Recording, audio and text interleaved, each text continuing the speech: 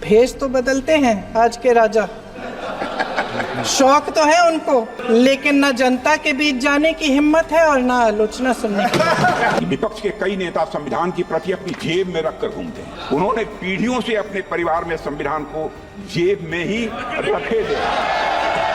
हमारे नेता विरोधी दल जब मोहब्बत की दुकान की बात करते हैं तो हंसी आती है। मोहब्बत की दुकान जिस पर आपको हंसी आती है, उसके साथ करोड़ों देशवासी चले। आप समझती हैं कि सोना का चम्मच लेके हम लोग पैदा हुए हैं इस देश में शासन करने के लिए। देश की जनता ने कहा कि आप विपक्ष में बैठने के लायक हो, वहीं बैठते रहो। बहुत सारे साथी इधर के ही उधर हैं, अगर उधर वाले इधर आ गए उसी दिन ये सत्ता से बाहर हो जाएंगे। अगर लोकसभा में ये नतीजे नहीं आए होते तो ये संविधान बदलने का काम भी शुरू कर लेते। ये संविधान बचाने की बात करते हैं, 2-2, 3-3 मिनट आके बैठेंगे और उसके बाहर निकल जाते हैं। ये संविधान बचाएंगे, नौटंकी करते हैं खाली ये सारे के सारे। देश को बताइए आप क्या कर रहे हैं, आपकी जिम्मेदारी क्या है। आपके जो पूर्वजों ने जो इस देश में शासन किया है, उनका भी जरा इतिहास तो पढ़ लेते। 100 चूहा खा के बिल्ली चली हज करने के लिए। मेरे कई ऐसे साथी हैं जो इस तरफ होते थे उस तरफ चले गए, मुझे दिख भी रहे हैं, वॉशिंग मशीन में शायद धुल गए हैं। सैकड़ों बार उदाहरण है जब इन्होंने संविधान की धज्जियां उड़ाई, और आज यही कारण है कि संविधान ने उनको वहां बैठा दिया जहां 15 साल से टाल रहे हैं। बिठाओ, उनको बिठाओ, मेरी बात सुनता हूं। किसान का बेटा हूं, कमजोरी नहीं दिखाऊंगा, देश के लिए मर जाऊंगा, किसी भी हालत में कमजोर नहीं पड़ूंगा ना।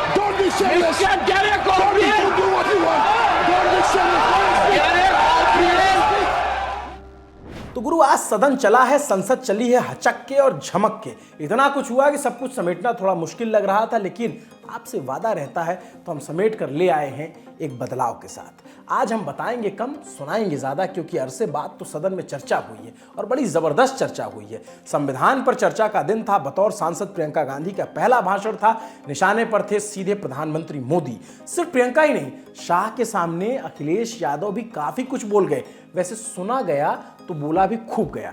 रक्षा मंत्री ने मोहब्बत की दुकान से लेकर नेहरू खानदान तक नेता विपक्ष के सामने खूब सुनाया है। जैसी कहा सुनी एक सदन में थी, उसे बिल्कुल उलट दूसरे सदन में दिखी, और ऐसी दिखी कि एक पल को लगा कि आज तो बात हाथ से निकल जाएगी। तो बात हाथ से निकली या नहीं, जानेंगे आज के शो संसद में आज। नमस्ते, अभिनव पांडे नाम है मेरा, नाम शायद आप नहीं जानते होंगे।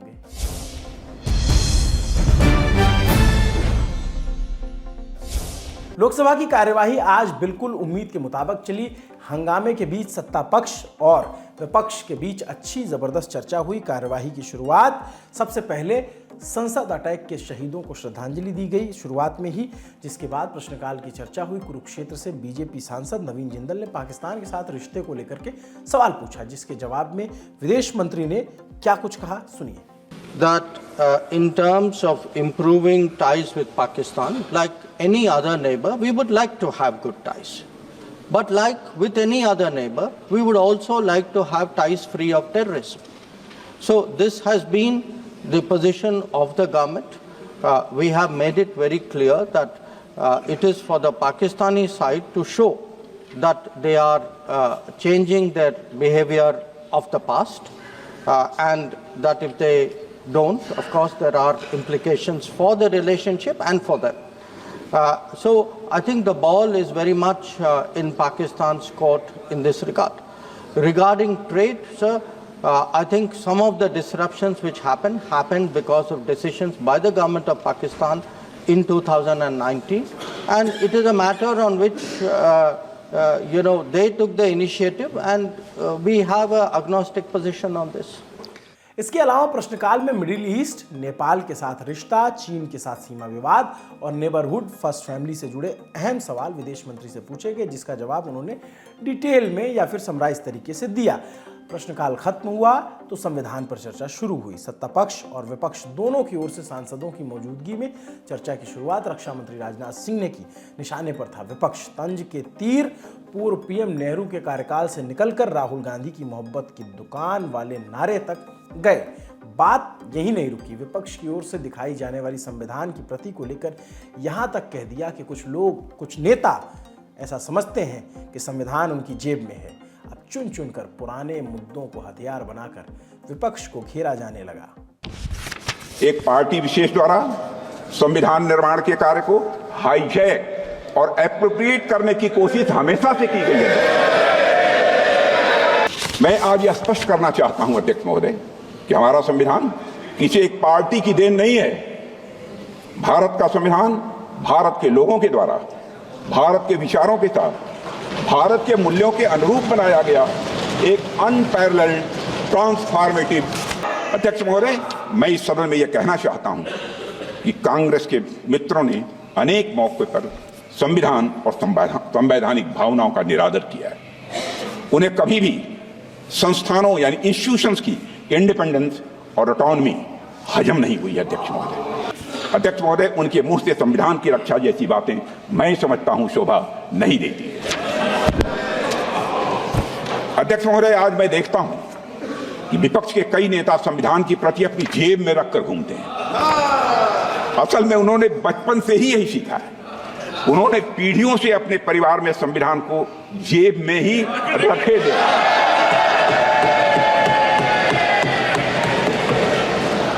लेकिन अध्यक्ष महोदय, भारतीय जनता पार्टी संविधान को सिर माथे पर लगाती है। कांग्रेस ने सिर्फ संविधान संशोधन ही नहीं किया है, बल्कि मेरा आरोप है दुर्भावना के साथ साथ धीरे धीरे संविधान को बदलने का प्रयास किया है। पंडित जवाहरलाल जी नेहरू जब प्रधानमंत्री थे तो लगभग 17 बार संविधान में बदलाव किया गया। श्रीमती इंदिरा गांधी जी के समय पर लगभग 28 बार संविधान में बदलाव किया गया। श्री राजीव गांधी के समय पर लगभग 10 बार संविधान में बदलाव किया गया। मनमोहन सिंह जी के समय लगभग 7 बार संविधान में बदलाव किया गया।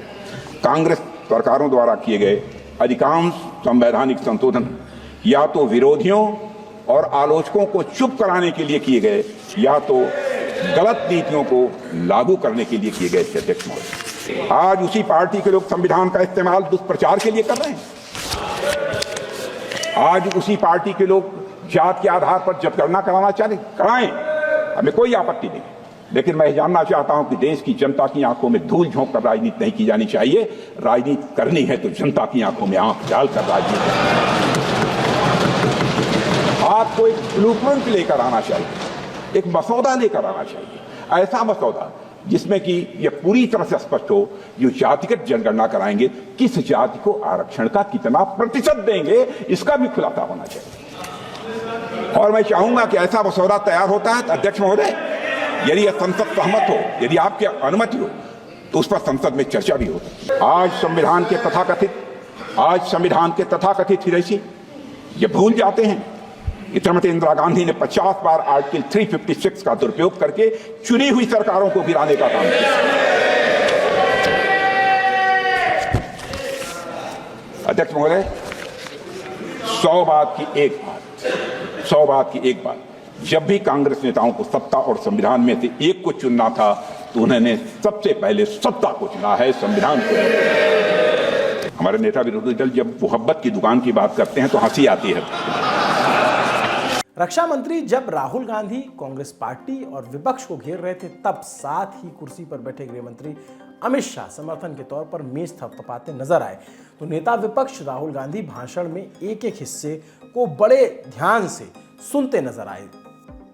राजनाथ का भाषण खत्म हुआ तो विपक्ष की ओर से बोलने की बारी थी वायनाड से कांग्रेस सांसद प्रियंका गांधी की। बतौर सांसद उनका लोकसभा में पहला भाषण था, तो भाषण पर निगाहें सबकी थी। प्रियंका गांधी का भाषण 1:18 पर शुरू हुआ, करीब 32 मिनट चला। प्रियंका ने अपने भाषण की शुरुआत में उन्नाव, आगरा और संभल का जिक्र किया। साथ ही रक्षा मंत्री राजनाथ के आरोपों पर खुलकर जवाब दिया, चाहे वो पूर्व पीएम नेहरू को लेकर लगाए गए आरोप हों या फिर संविधान के अपमान पर आरोप रहे हों। प्रियंका ने बिना नाम लिए पीएम मोदी पर भी निशाना साधा। वैसे इस भाषण के दौरान एक तस्वीर भी आई। नेता विपक्ष सत्ता पक्ष की ओर टकटकी लगाए देख रहे थे, तो सत्ता पक्ष की ओर से गृह मंत्री अमित शाह बड़े ध्यान से प्रियंका गांधी का भाषण सुन रहे थे। अगर लोकसभा में ये नतीजे नहीं आए होते तो ये संविधान बदलने का काम भी शुरू कर लेते। सच्चाई ये है अध्यक्ष महोदय कि आज संविधान बार बार इसलिए कह रहे हैं क्योंकि इस चुनाव में इनको पता चल गया कि इस देश की जनता ही इस संविधान को सुरक्षित रखेगी, कि इस चुनाव में हारते हारते जीतने से इन्हें एहसास हुआ कि ये संविधान बदलने की बात इस देश में नहीं चलेगी। आज जनता की मांग है कि जाति जनगणना हो। सत्ता पक्ष के मेरे साथी ने इसका जिक्र किया। ये जिक्र भी आज इसलिए हो रहा है क्योंकि चुनाव में ये नतीजे आए। ये जाति जनगणना इसलिए जरूरी है ताकि हमें पता चले कि किसकी क्या स्थिति है और नीतियां उस हिसाब से बने। कि जब चुनाव में पूरे विपक्ष ने जोरदार आवाज उठाई कि ये जाति जनगणना होनी चाहिए, तो इनका जवाब देखिए। इनका जवाब भैंस भाग भैंस चुरा लेंगे, मंगलसूत्र चुरा लेंगे, इनका ये जवाब था। ये गंभीरता है इनकी जाति जनगणना पर।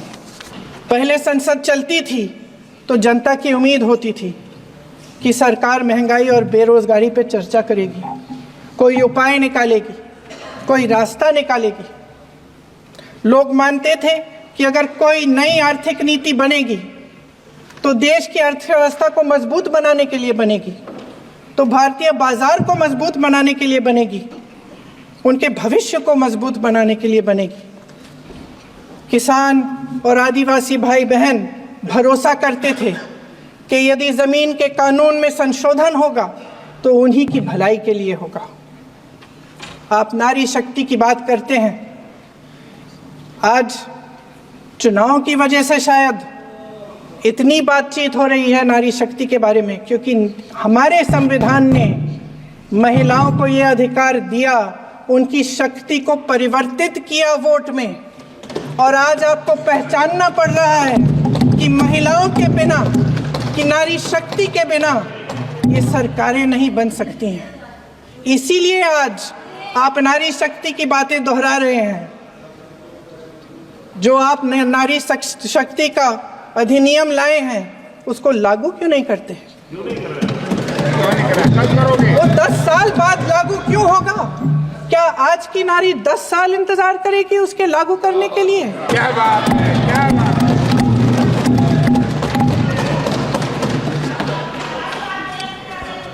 आज संसद में बैठे हुए सत्ता पक्ष के मेरे साथी ज्यादा से ज्यादा अतीत की बातें करते हैं। 1921 में क्या हुआ, कब हुआ, नेहरू जी ने क्या किया। अरे वर्तमान की बात करिए, देश को बताइए आप क्या कर रहे हैं, आपकी जिम्मेदारी क्या है? कि सारी जिम्मेदारी जवाहरलाल नेहरू की है। बीतते समय के साथ भाषण का तेवर बदलता जा रहा था। घूमते घूमते मुद्दा फिर अडानी तक पहुंच गया। प्रियंका गांधी ने अडानी को लेकर गृह मंत्री के सामने सरकार से सीधे सवाल पूछ लिए। सवाल क्या थे, सुनिए। अध्यक्ष महोदय जी, अडानी जी को सारे कोल्ड स्टोरेज प्रदेश की सरकार ने नहीं दिए। अडानी जी को सारे कोल्ड स्टोरेज आपकी सरकार ने दिए। देश देख रहा है, देश देख रहा है कि एक व्यक्ति को बचाने के लिए 142 करोड़ देश की जनता को नकारा जा रहा है। सारे बिजनेस, सारे संसाधन, सारी दौलत, सारे मौके एक ही व्यक्ति को सौंपे जा रहे हैं। सारे बंदरगाह, एयरपोर्ट्स, सड़कें, रेलवे का काम, कारखाने, खदानें, सरकारी कंपनियां सिर्फ एक व्यक्ति को दी जाए। सरकारों को पैसे के बल पर गिराने का आरोप लगा तो स्पीकर की ओर से प्रियंका गांधी को रोकते हुए मुद्दे पर बात रखने के लिए कहा गया, लेकिन प्रियंका नहीं रुकी और वॉशिंग मशीन वाला तंज भी कसते हुए क्या सुनाया, सुन लीजिए। मेरे सत्ता पक्ष के साथी आज खड़े हुए और तमाम गिनती करने लग गए कि ऐसा हुआ वैसा हुआ 1975 में जो हुआ, तो सीख लीजिए ना, आप भी सीख लीजिए। आप भी अपनी गलतियों के लिए माफी मांग लीजिए। आप भी बैलेट पे चुनाव कर लीजिए। आप भी बैलेट पे चुनाव कर लीजिए। दूध का दूध, पानी का पानी हो जाएगा। आप राजनीतिक न्याय की बात करते हैं, सरकारों को पैसों के बल पर गिरा देते हैं।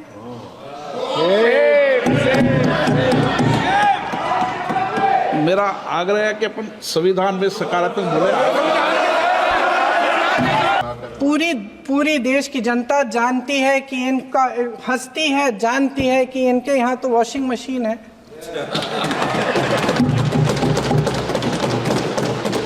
तो यहाँ से वहां जाता है, वो धुल जाता है। इस तरफ दाग, उस तरफ स्वच्छता। और मेरे कई ऐसे साथी हैं जो इस तरफ होते थे उस तरफ चले गए, मुझे दिख भी रहे हैं, वॉशिंग मशीन में शायद धुल गए हैं। मुस्कुरा कर प्रियंका गांधी ने पीएम मोदी से लेकर उनकी मंत्रिमंडल परिषद तक और बीजेपी की राज्य सरकारों से लेकर केंद्रीय एजेंसियों की जांच प्रक्रिया को निशाने पर रखा। विपक्ष की ओर से यह सिलसिला थमा नहीं। अब कमान थी कन्नौज से सपा के सांसद और समाजवादी पार्टी के मुखिया अखिलेश यादव की। और अध्यक्ष महोदय, जिस देश की सीमाओं की सुरक्षा में जहां पर समय समय पर सेंध लगती हो, और हमारे माननीय मंत्री जी बेहतर जानते होंगे कि उन्होंने जाति जनगणना को लेकर के कहा कि जाति जनगणना कराना चाहे तो करा लें। हम लोग तो उस पक्ष के धर लोग हैं, अगर आप करा सकते हैं तो आप कराइए। नहीं अध्यक्ष महोदय, जब कभी भी हम लोगों को मौका मिलेगा तो जाति जनगणना कराने का काम हम लोग करेंगे। फर्जी मुठभेड़ में हत्याएं, जेल के अंदर हत्याएं और पुलिस अफरीक्षा में हत्याएं, आदमी कहीं भी सुरक्षित नहीं है। ईडी का तो ऐसा कानून बना दिया गया है कि बिना एफआईआर, बिना नोटिस किसी को भी बंद कर दो। लोकतंत्र फासिज्म में बदल रहा है। और अध्यक्ष महोदय, क्योंकि उत्तर प्रदेश की चर्चा सत्ता पक्ष से भी हुई, जो हालात उत्तर प्रदेश में हैं, ऐसे हालात कभी किसी ने पहले नहीं देखे।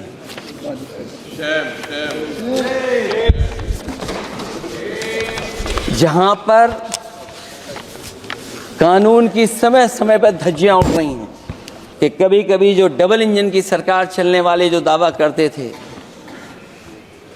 पहले इंजन टकराते थे, अब तो डब्बे भी टकराने लगे हैं। न केवल पेपर लीक है, बल्कि जानबूझ करके पेपर लीक कराया जाता है जिससे कि परीक्षा रद्द की जा सके। और जो अग्निवीर वाला सवाल था वो आज भी वैसा ही का वैसा है। हम लोग अग्निवीर वाली व्यवस्था कभी स्वीकार नहीं कर सकते हैं। पिछले चुनाव में भी बहुत सारे सत्ता पक्ष के माननीय लोग ये कहते थे कि हमें इतनी सीटें मिल जाएंगी तो हम संविधान बदल देंगे। अध्यक्ष महोदय, मैं आपके माध्यम से जनता का धन्यवाद देना चाहता हूं कि उन्होंने 400 पार के नारे को गिरा दिया और विपक्ष को इतनी ताकत दे दी कि इनकी जो सपना था संविधान बदलने को, उस सपने को तोड़ने का काम किया। अध्यक्ष महोदय, बहुत सारे साथी इधर के ही उधर हैं। अगर उधर वाले इधर आ गए, उसी दिन ये सत्ता से बाहर हो जाएंगे।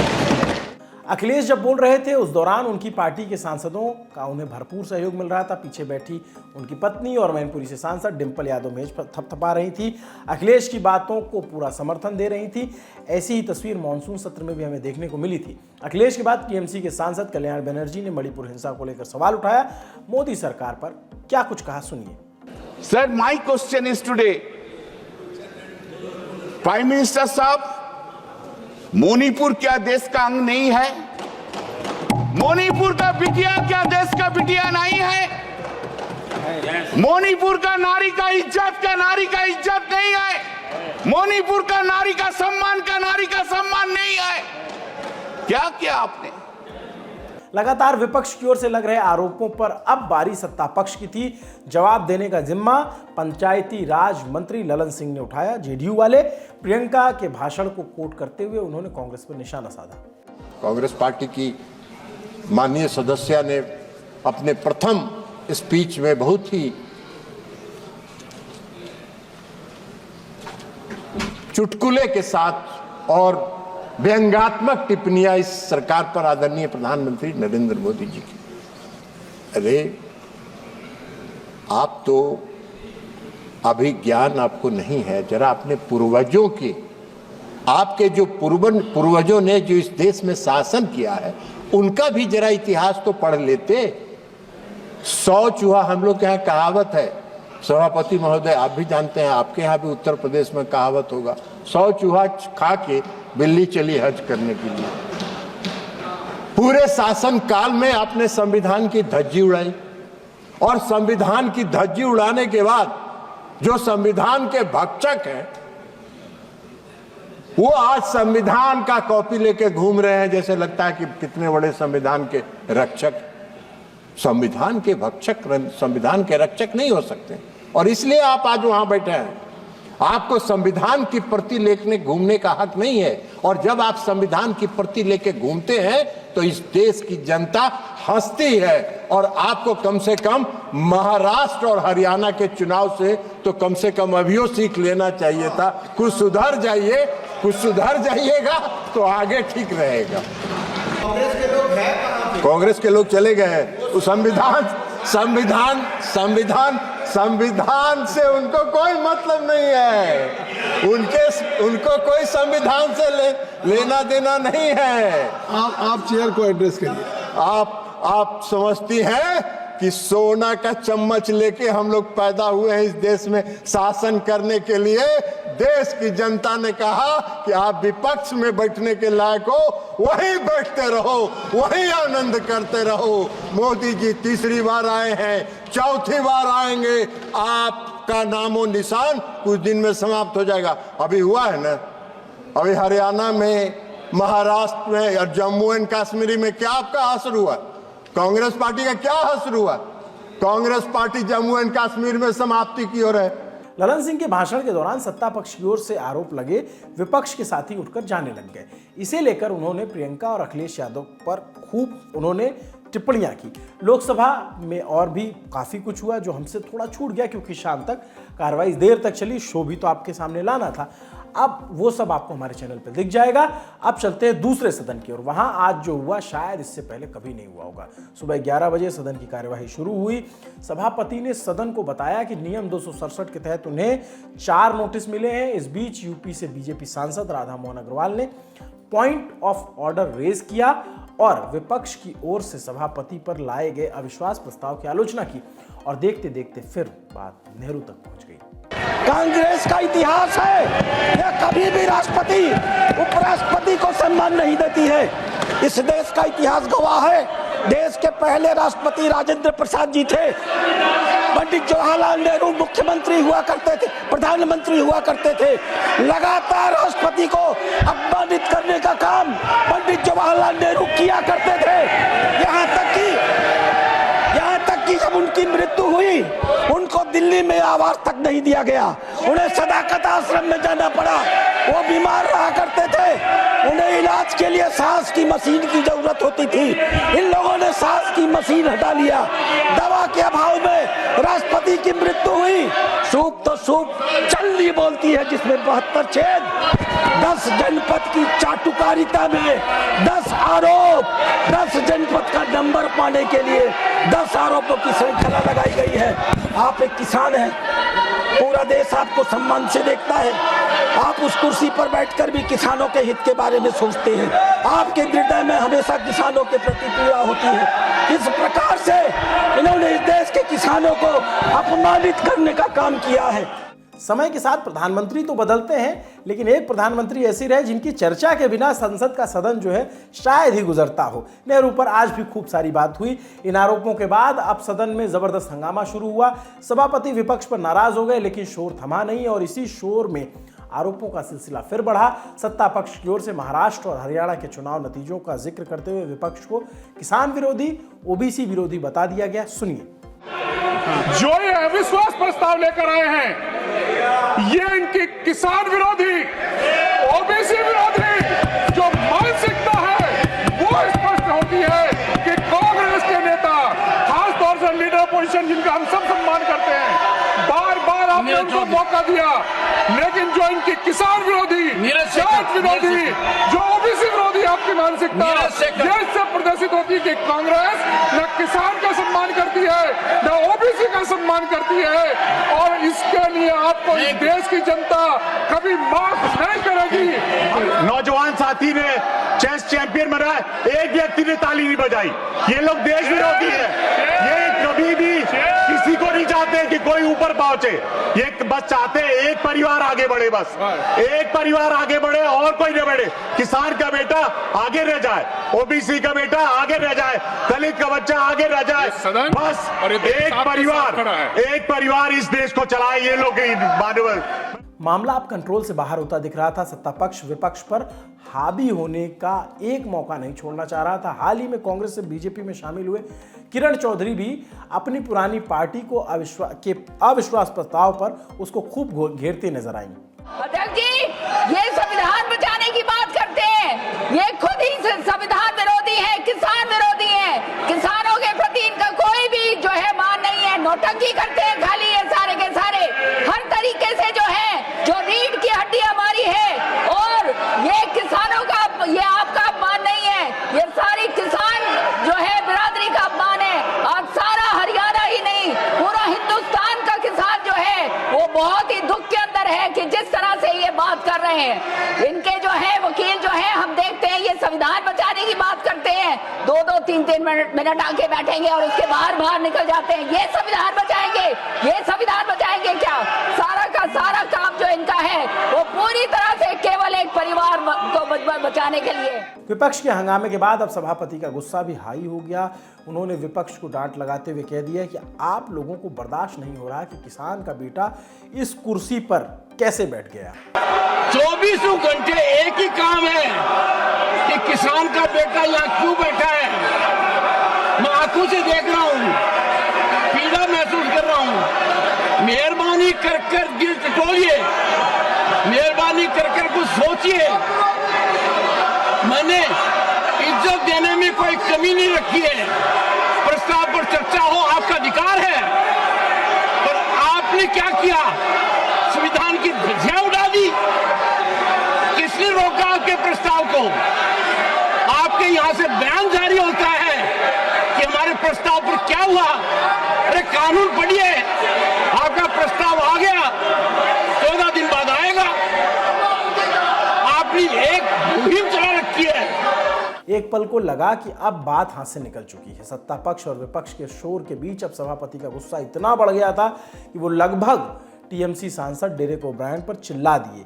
देखिए क्या हुआ।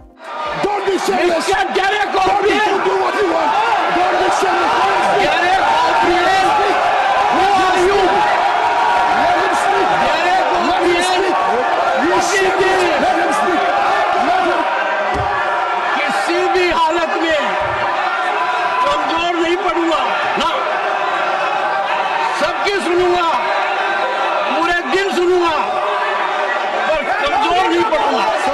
विपक्ष पर हावी होते सत्ता पक्ष और सभापति की डांट के बाद अब मोर्चा संभाला कांग्रेस सांसद और विपक्ष के नेता मल्लिकार्जुन खड़गे ने। किसान के बेटे के अपमान वाले आरोप के जवाब में मजदूर के बेटे वाला जवाब दिया। अरे मुद्दे पर आइए, भटकिए मत। अरे साहब, आप अगर किसान हैं तो मैं किसान मजदूर का बेटा हूं। मैं खुद तुमसे भी ज्यादा मैं कितना कष्ट सहना, आपसे भी ज्यादा कष्ट सहना हूं। बड़े आप तो नोट मशीन से गिनते थे, मेरा बाप मेहनत करके ला। मैं तो बताऊं, उनको बताओ मेरी बात बोलता हूं। क्यों माननीय सदस्य आपके तारीफ सुनने के लिए हम नहीं आए साहब, आपकी तारीफ सुनने के लिए नहीं आए हम। देश के मुद्दे कुछ चर्चा, देश के मुद्दों पे चर्चा करने के लिए तारीफ आपको पसंद है, हम लोगों के समस्याओं को सुलझाने के लिए आए। बात की है। Who is not respecting me? How can I respect you? You are insulting me. The House is standing. अब सभापति कुर्सी से उठ गए थे, विपक्ष लगातार वेल में पहुंच गया था, नारेबाजी हो रही थी। सत्ता पक्ष अपने शोर के वॉल्यूम को कम करने के लिए तैयार नहीं था, वॉल्यूम बढ़ता जा रहा था। और इन सब के बीच जब ऐसा लगने लगा कि अब चीजें आउट ऑफ कंट्रोल हो रही हैं, तो सदन की कार्यवाही 16 दिसंबर सुबह 11 बजे तक के लिए स्थगित कर दी गई। राज्यसभा की कार्यवाही आज भले ज़्यादा देर नहीं चली हो, लेकिन उम्मीद है कि सोमवार यानी 16 दिसंबर को अच्छी चर्चा होगी। 16 और 17 दिसंबर को राज्यसभा में संविधान पर चर्चा होगी, जिसके लिए बीजेपी ने अपने सभी राज्यसभा सांसदों को 3 लाइन का व्हिप जारी कर रखा है, कार्रवाई में मौजूद रहने के लिए कहा है। वैसे शो खत्म होने से पहले आपको कुछ और बताते हैं। क्या बताना है? ये कि हम हर फ्राइडे को शो में कहते हैं कि अब मंडे मिलते हैं, लेकिन हम कहेंगे मंडे नहीं, सैटरडे को भी मिलेंगे, यानी कल भी मिलेंगे, क्योंकि शनिवार 14 दिसंबर 2024 को लोकसभा की कार्रवाई चलेगी। पीएम मोदी संविधान पर चर्चा में भाग लेंगे। सदन में जो कुछ होगा, आपका शो आपको दिखाने के लिए ज़रूर हाजिर रहेगा। ऐसा हो नहीं सकता कि सदन की कार्रवाई चले और हम आपके बीच ना आए, तो छुट्टी कैंसिल है गुरु, और आप तक शो पहुंचेगा। चलिए कल मिलते हैं। जाते जाते आज हमें आप बताते जाइए कमेंट में कि आज का शो आपको कैसा लगा। नमस्ते, अभिनव पांडे नाम है मेरा। आपके लिए मेरी साथी सुप्रिया ने ये शो लिखा था। देखते रहे दी ललन टॉप। शुक्रिया।